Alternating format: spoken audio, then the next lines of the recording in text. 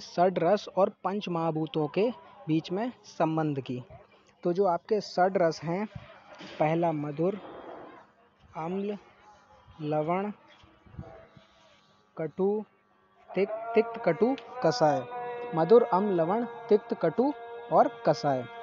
तो आपके ये जो 6 रस हैं, अब जैसा कि आपको मालूम है आयुर्वेद का सिद्धांत सर्व द्रव्यम पंच भौतिक कस्मिन अर्थ है, यानी कोई भी द्रव्य है वो जो है वो पंच महाभूत से मिलकर बना होगा। तो वैसे ही हमारे ये रस भी हैं, मधुर, अम्ल, लवण, तिक्त, कटु, कषाय। तो ये भी आपके पंच महाभूत से मिलकर बने होते हैं। तो आइए देखते हैं कि ये कौन कौन से महाभूत से मिलकर बने होते हैं। जैसा कि आपको मालूम है पंच महाभूत, हमारे 5 महाभूत आकाश, वायु, अग्नि, जल और पृथ्वी।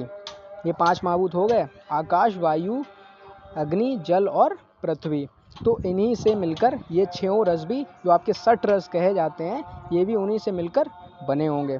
तो इसकी एक बहुत ही आसान सी ट्रिक है इनको याद करने की, आइए देखते हैं। तो जो मधुर रस है वो बना होता है पृथ्वी और जल महाभूत से। जो अम्ल रस है वो पृथ्वी और तेज महाभूत से मिलकर बना होता है। तेज का मतलब यहाँ पर अग्नि से है। और जो लवण रस है आपका वो जल और तेज महाभूत से मिलकर बना होता है। जो तिक्त रस है वो आकाश और वायु महाभूत से मिलकर बना होता है। जो कटु रस है वो आपका तेज और वायु महाभूत से मिलकर बना होता है। जबकि जो आपका कषाय रस है वो पृथ्वी और वायु महाभूत से मिलकर बना होता है। अब हम देखते हैं कि आप इनको याद कैसे रख सकते हैं, इनको याद रखने की ट्रिक क्या है। तो इनको याद रखने की ट्रिक ये है कि जो पहला मधुर रस है वो मिलकर बना होता है पृथ्वी और जल महाभूत से। तो अब यहाँ पे देखेंगे पूजा, तो पूजा का पा और से पृथ्वी और पूजा के जा से जल। ऐसे ही दूसरा है प्रीति, प्रीति के पा से पृथ्वी और ता से तेज। तो तीसरा आपका है ज्योति, ज्योति के जा से जल और ता से तेज। और चौथा आपका है आव्या, आव्या के आ से आकाश और व्या से वायु।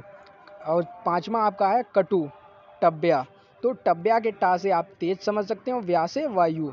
और कषाय में पृथ्वी और वायु, तो पा से पव्या के पा से पृथ्वी और व्या से वायु। तो आप ये ऐसे इसको लाइन से याद कर लेंगे, पूजा, प्रीति, ज्योति, अव्या, पव्या, टब्या। लेकिन आपको ये जो रस है ना, मधुर, अम्ल, लवण, कटु, तिक्त, कषाय, ये आपको लाइन से याद करने पड़ेंगे। मधुर, अम्ल, लवण, तिक्त, कटु, कषाय। आप जब इसको लाइन से याद कर लेंगे और पूजा, प्रीति, ज्योति, अव्या, टब्या, पव्या आप ऐसे लाइन से याद कर लेंगे तो आप आराम से जो है पंच महाभूत आदित्य लिख सकते हैं। और आपको एक बात और बता दूं, जैसा कि मैंने बोला इनमें जो जैसे मधुर रस है तो उसमें पृथ्वी और जल की अधिकता है, यानी कि उसमें उसकी अधिकता है, होंगे उसमें 5 महाभूत, आकाश, वायु, अग्नि, जल, पृथ्वी होंगे उसमें 5 महाभूत। लेकिन पृथ्वी और जल की उसमें अधिकता होगी, पृथ्वी और जल की अधिकता होगी मधुर रस में। वैसे अम्ल रस में पृथ्वी और तेज की अधिकता होगी, होंगे 5 ही उसमें महाभूत। लवण में जल और तेज की अधिकता, तिक्त में आकाश और वायु की अधिकता, कटु में तेज और वायु की अधिकता और कषाय में पृथ्वी और वायु की अधिकता होगी।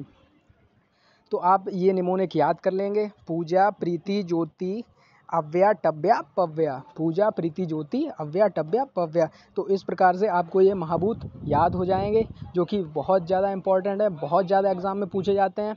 तो आपको ये ऐसे ये करके याद हो जाएंगे, वरना अधिकतर लोग क्या करते हैं वो भूल जाते हैं और उसको ऊपर नीचे करके कुछ मिस्टेक कर देते हैं। अगर आपने कुछ भी मिस्टेक करी तो आपका क्वेश्चन जो है वो गलत हो जाएगा।